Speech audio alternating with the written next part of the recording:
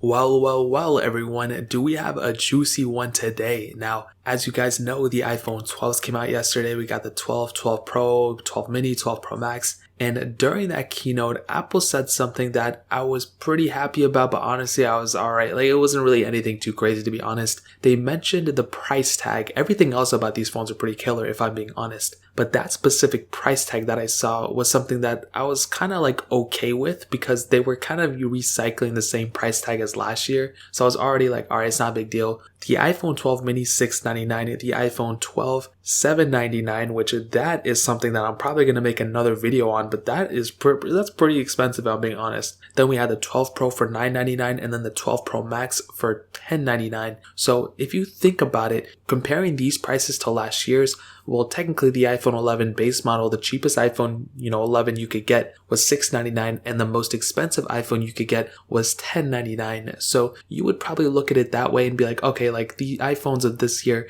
are probably the same price from what we've seen as last year's, but that is not even the case. Even if you don't even factor in the increase of price that the iPhone 11 to iPhone 12 technically is. So a lot of people have pointed this out. I was not the one to find this. I'm just only the messenger. But basically, if you go to Apple's website and you go to, view price of the iPhone 12s and you go to check out, basically you can click the view pricing option and you can go and see these iPhone 12s.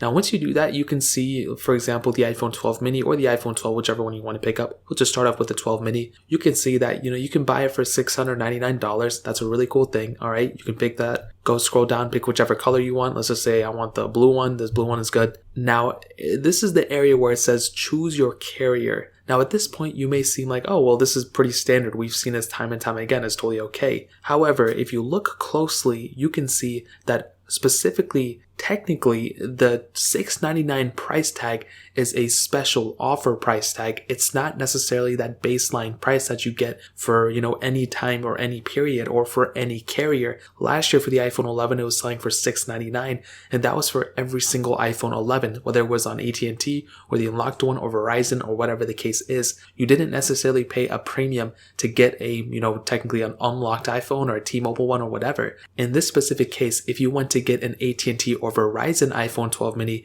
it's going to cost you $699, as it normally would. But if you want a Sprint, T-Mobile, or a SIM-free, aka an unlocked iPhone 12 mini, you will have to pay $30 extra in order to get that specific device. Now, that's something that's really, really weird. I don't know why they did that. It's just really uncomfortable because this is just, they should have just said it's $729, but nobody, that mentally, that doesn't really look as good as $699. And technically, they weren't lying. It is $699, but for only select carriers.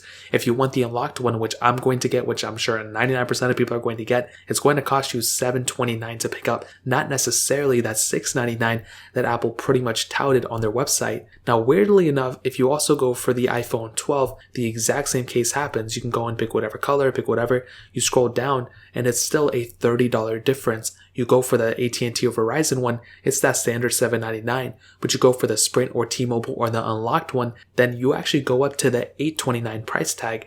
And like I stated before, this is very weird.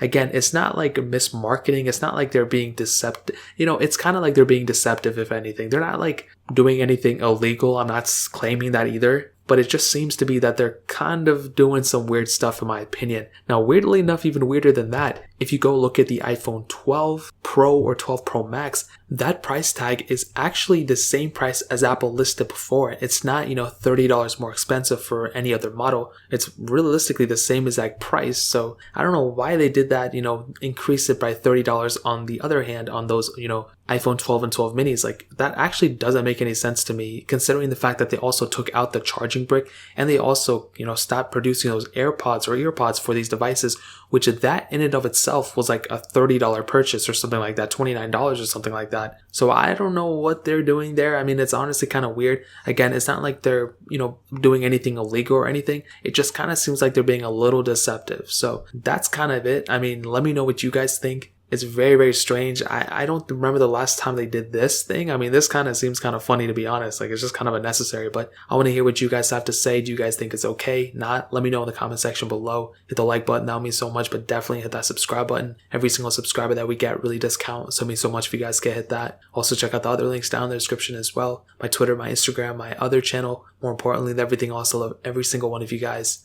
hopefully I'll catch you guys in the next video. Peace out till then.